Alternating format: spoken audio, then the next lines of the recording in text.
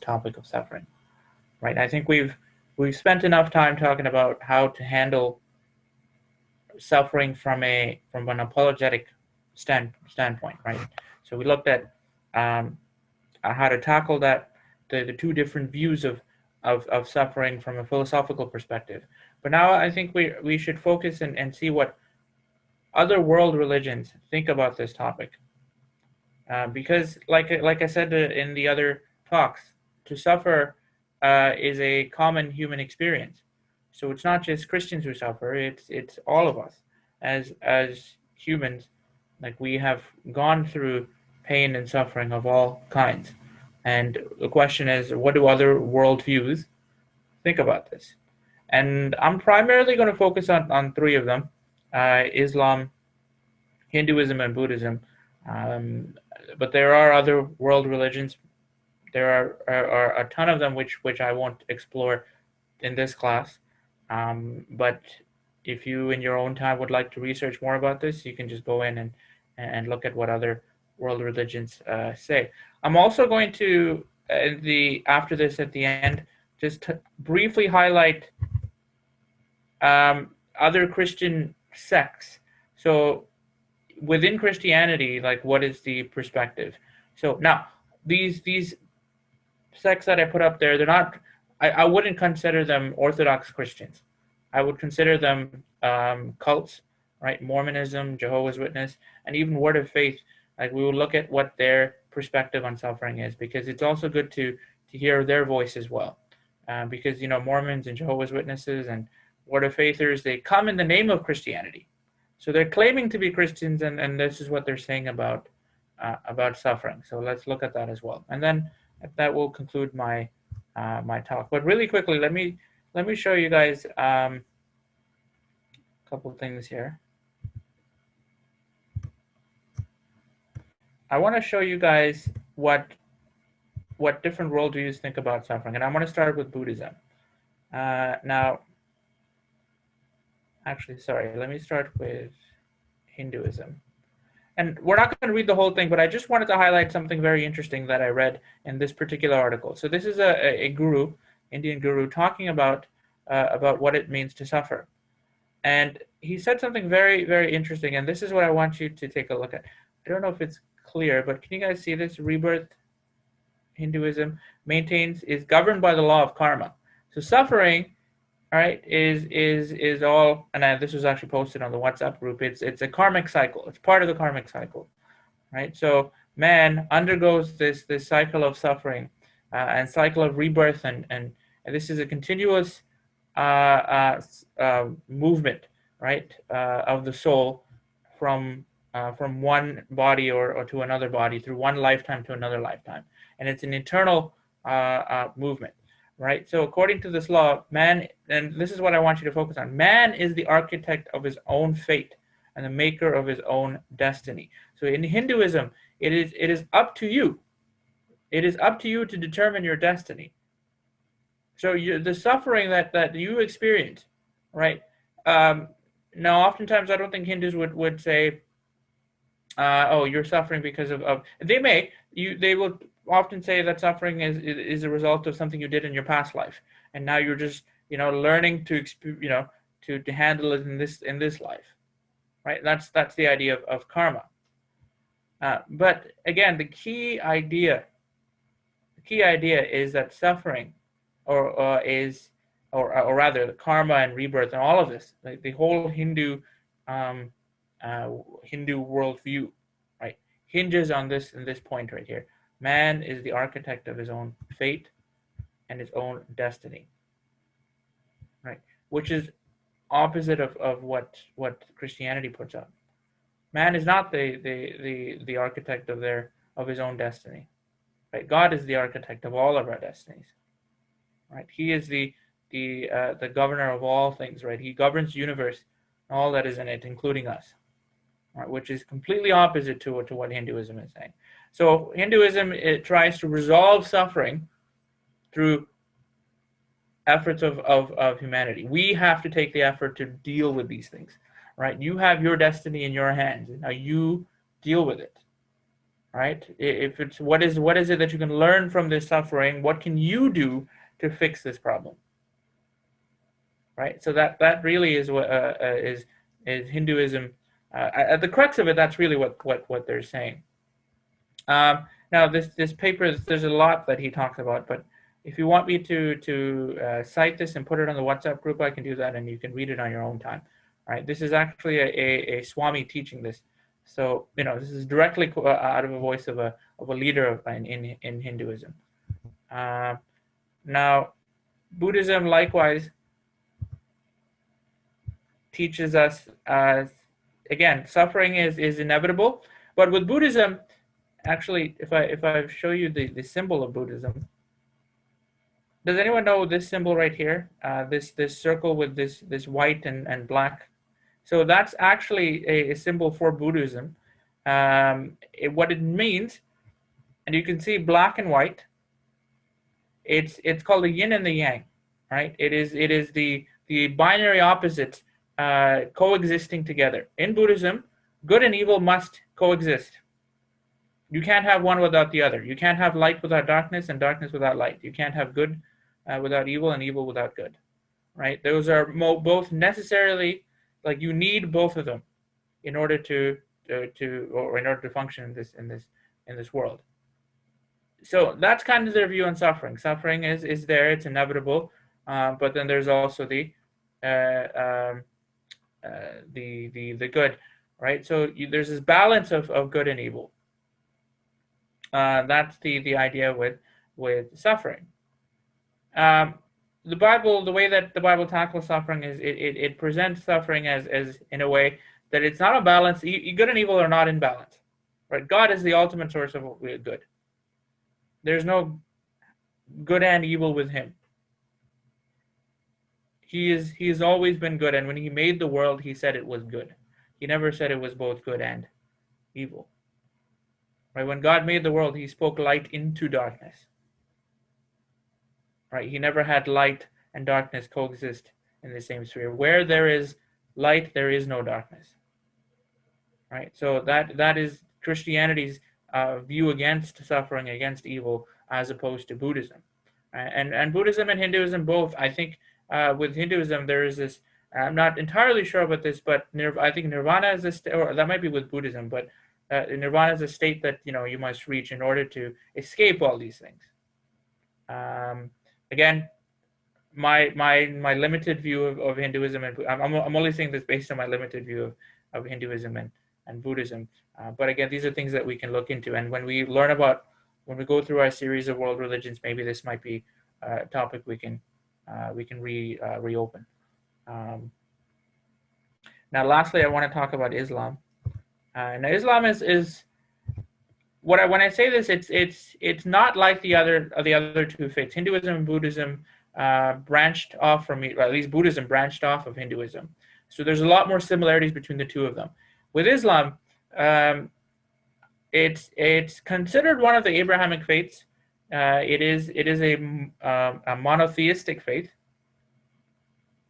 However, there are differences between Islam and the Bible, and we can see some of these differences here. Now, this is actually a blog written by a Muslim lady, and she's just talking about 6 verses that you can go to in the Quran to comfort you during suffering, right? And so she has these points here, and some of these I can agree with, right? So, like, let me see here. And this we can see in biblical verses that talk about this. God will not allow you to be burdened more than you can handle, right? There is a verse in Corinthians, I think, that Paul says, God will not allow you to be tempted more than you can handle. And so some of these things I do agree with. There is good in suffering, and they agree with that, right? Sometimes suffering does lead to good things, and so she's making this point to say that, right? So if Allah desires to test someone, he tries them with hardship, right? So these are points that I can agree with. However, this is something interesting. When I scroll down to the last point, I think this is the last point, right? Again, you can see the emphasis of Islam, right? Allah does not change your condition until you change, right? And that got me thinking about Islam in general, about the rules and uh, customs they have to follow in order to please God, right? Islam is, or Muslims are seen as servants to Allah. There is never a relationship in the sense of father and son. You and I have the privilege, really, to be called the sons and daughters of God. Right? There is a relationship that is beyond servant and master. Though yes, we do consider God our master, and we as his servants. Right? There is another depth to our relationship with him. Right? There is the father and there's the son relationship, or there's a father and there's a daughter relationship. In Islam, oftentimes we don't see that. Right? I've never heard and maybe you guys have, but I've never heard from all my time talking to Islam. They've never said that God is their father.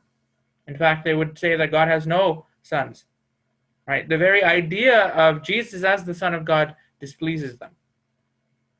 Right? And there's Quranic verses that actually, aim to attack that idea that Jesus is the Son of God, because God cannot beget anyone, they would say. Anyways, the point is with Islam, your deeds are measured on a scale of your good deeds should outweigh your bad deeds, but it's all about work. You do these things in order to please God. So really, when you read this, God does not change the condition of a person unless they change. It's simply saying, look, you have to do the effort. You have to take the effort in order to make the change. Right? When you do that, then God will come along and help you out. So if you pray enough, right? If you read the Quran enough, if you for the Muslims, so there's the 5 daily prayers they have to go through, right? If you do these things, if you make Hajj or travel to Mecca and pay the homage to the mosque, then then God will be pleased in your efforts and your actions, and then He'll bless you. Right? So then he will guide you. He will help you. In Islam, piety is a very important thing, and Christians do emphasize piety a lot. Like their holiness is an aspect that we put in the forefront. But our relationship with God is different than the way that Muslims deal with their relationship to their God. Right? We realize that God Himself, right, travels or accompanies us through the suffering. They would never say, I've never heard a Muslim incite these words like God. Psalms 23, the Lord is my shepherd, I shall not want. Even though I walk through the valley of the shadow of death, I will fear no evil, for you are with me. Right? Islam will never say, you are with me. Your rod and your staff comfort me. In Christianity, we see God traveling through our suffering. And more than that, we see God Himself suffered through the death of His Son Jesus on the cross, right? He experienced suffering like us. In Islam, you don't see that. God is distant to our suffering. He is up there and we are down here. Christianity does emphasize the transcendency of God, but we also have the eminency of God. God is near to us, right? And that is key. Right? Key difference between Islam and Christianity. Right? So suffering is better answered. I think Christianity offers a better answer to suffering, a better resolution to suffering than all the other faiths. Now, lastly, I just want to just highlight these particular Christian cults, and then we will close off, and Pastor John George can take over from here. I highlighted 3 of them here: the Book of Mormon, Jehovah's Witness, and the Word of Faith. But in particular, I would like to focus on the Word of Faith because you see this a lot with TV preachers, right? There's a rise of preaching, especially in Christian media, right? Of preachers coming along and saying, God wants to bless you, right? And the only thing He wants to do is bless you, right? Suffering is the result of bad faith, of poor faith. You are in pain, you are hurting because you don't believe enough. And then they will say your words have the power to change situations. They will quote things like James when he says there's life and death in the power of the tongue.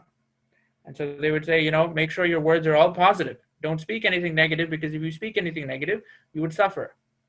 So if you want to, get this promotion, or if you want your healing, right? If there's a sickness in your body and you want God to heal you, only speak life, into that pain, into that situation.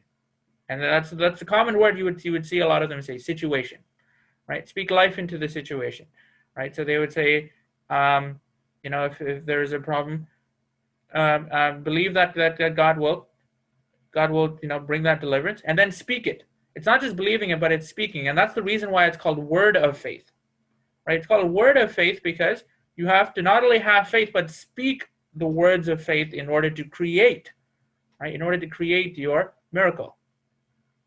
Does this make sense? Like you have to do this on your own effort because God has redeemed you. You also have, to a limited capacity. They won't say you're equal with God, but they'll say to some capacity you are almost like God.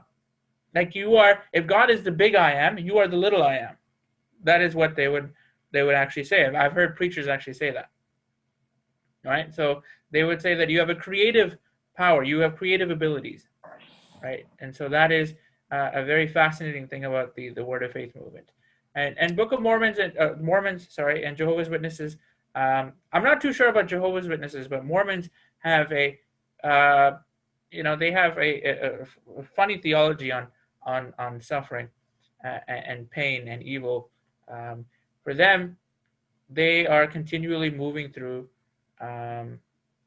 I believe like they have this succession of gods. Like you will eventually become a god, right? That is their ideology, right? And so you're moving from one fate to another fate, and so I'm not entirely sure of how they tackle it, but I certainly can say it's not the same as the Bible, right? Though they claim to be Christians, it's far different from Christianity, and I think Christianity offers the best answer to pain and suffering. Now I'll stop here. I know we do have to get to the next topic, so if you have any questions, you can ask me. If you want me to clarify anything, I can certainly do that.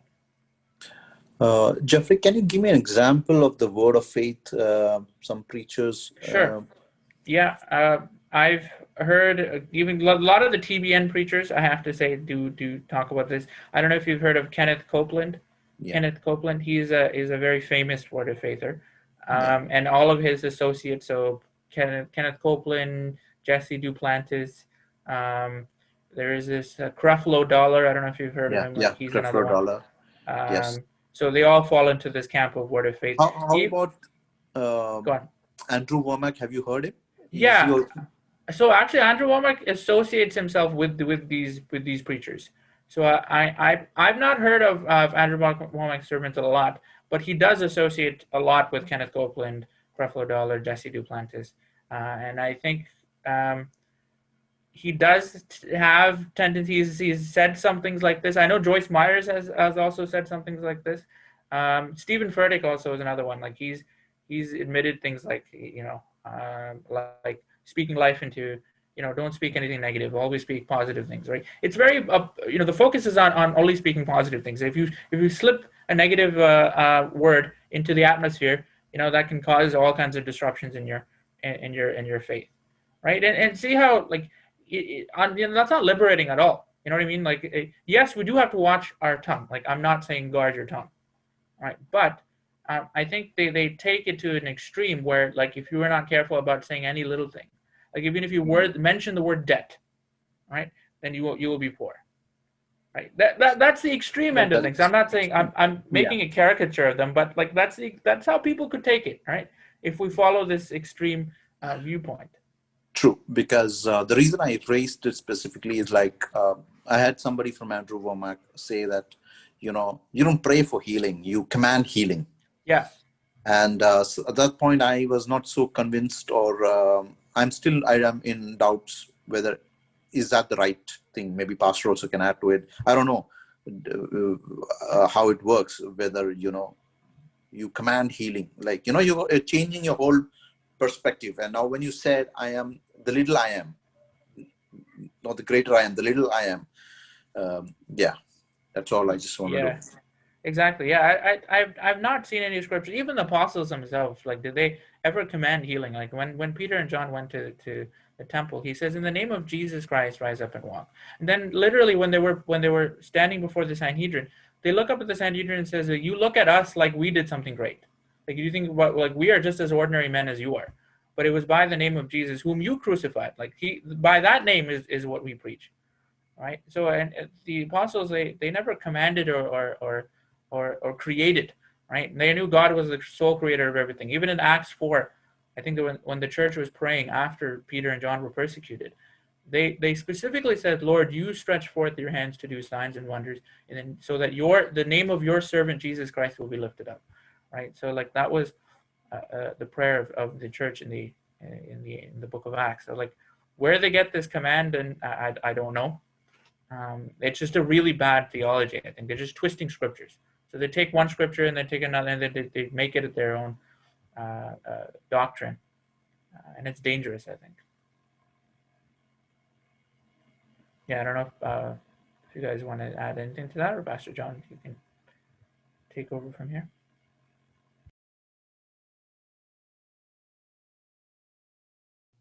Sorry, can I ask the question? Go ahead. I was just wondering if you could elaborate on how it's considered a cult. Like Word of Faith is considered a cult? Yeah. Okay, so I don't know if it's traditionally seen as cult. So I would say Jehovah's Witnesses and Mormonism is considered traditionally that's viewed as a cult.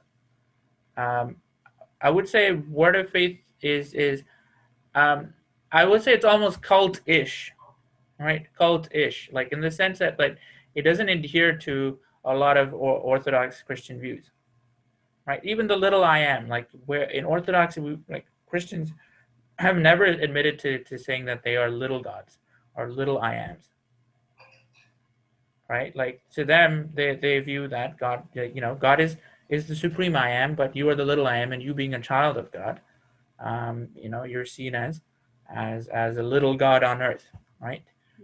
And so you have the power to create, like you can perform creative miracles, right? No, I mean God is the only one who can create, right? Even if if a performance, you may be the agent by which God brings about that miracle, right? God has maybe gifted you with a spiritual gift, right? Like miracles, right? Like the prophets were gifted in that, and the prophets in the Old Testament, you can see them performing miracles, right? But that was to only affirm their ministry, their testimony, but to point them towards God, right?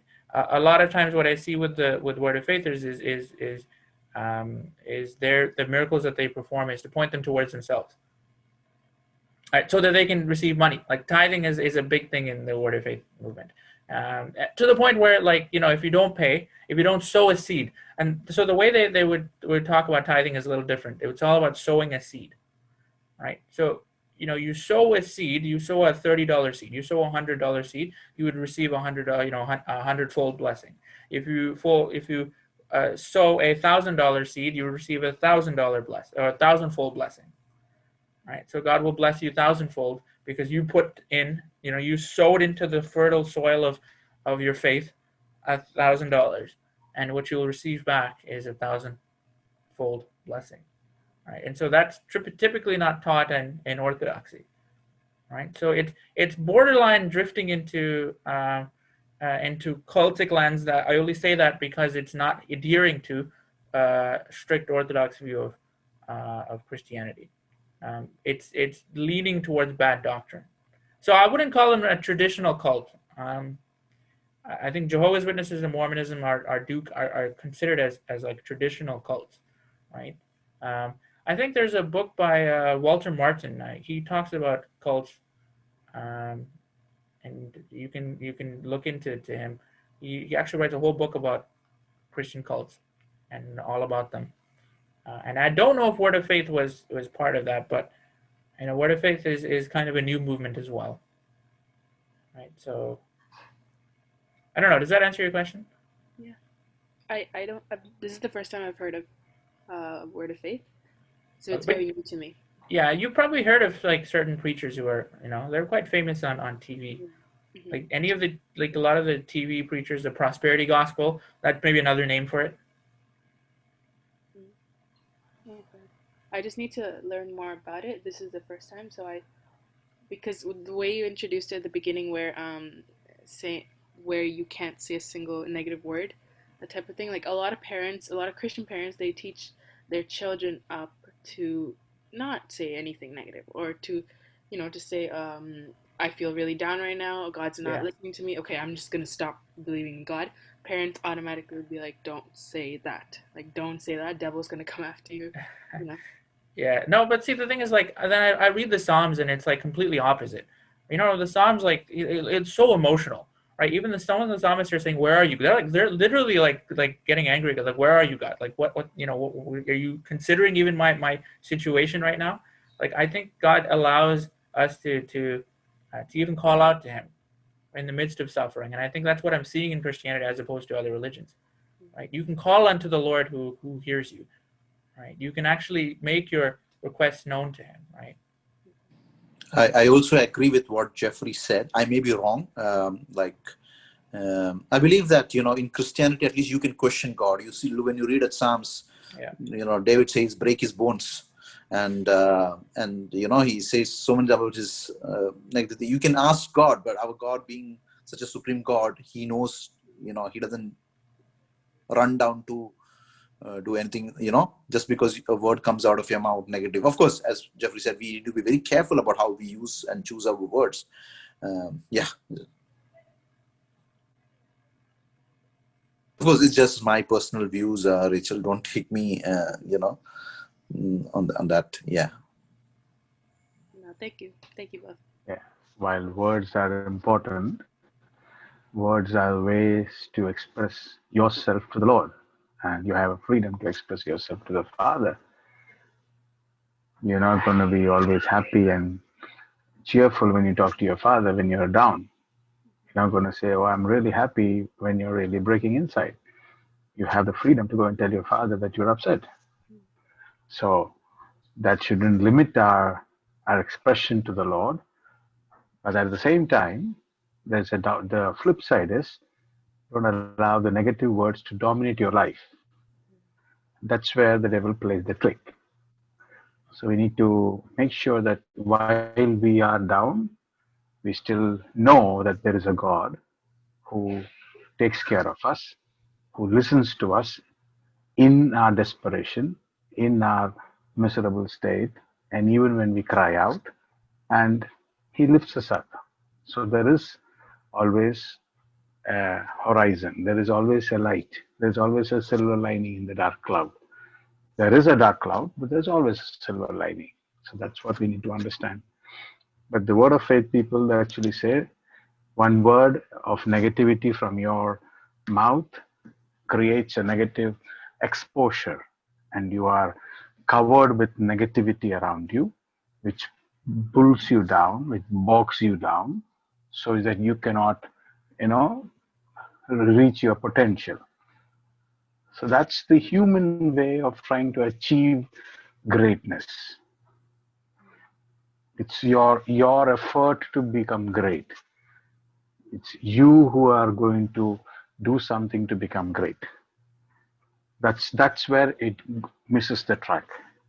Our dependency on God is reduced, and our blessing, our deliverance, everything is based on what we speak. So God factor is not, very important there. It's your words that dominate. It's your words that control your life. It's your word that control your destiny. So that's where they go wrong.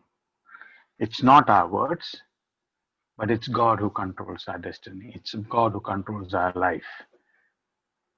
So when we align ourselves to God, even if there is problem, even if there is pain, when we align ourselves, and even in our desperation, examples are there over history, how people have been desperate with God. You and I have been desperate with God. You and I have cried with God. We have instances in our lives when we have sat and said, "Where are you, God? Where are you? What's happening?" but God didn't just desert us.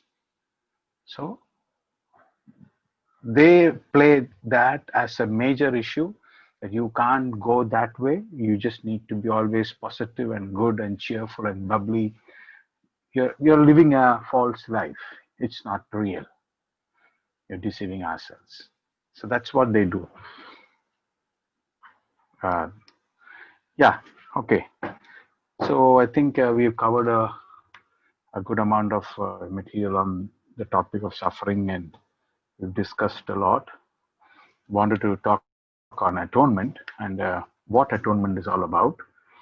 I'll give you a gist of atonement because if I it might take a long time if I go into all the details. But in 5-10 minutes, I'll try to explain what atonement is. What do you mean by atonement? And Pastor, how you may take some, if people don't mind it, you may just take some additional time. I'm okay with that. Okay. Yeah, Thank that's you. fine. Yeah.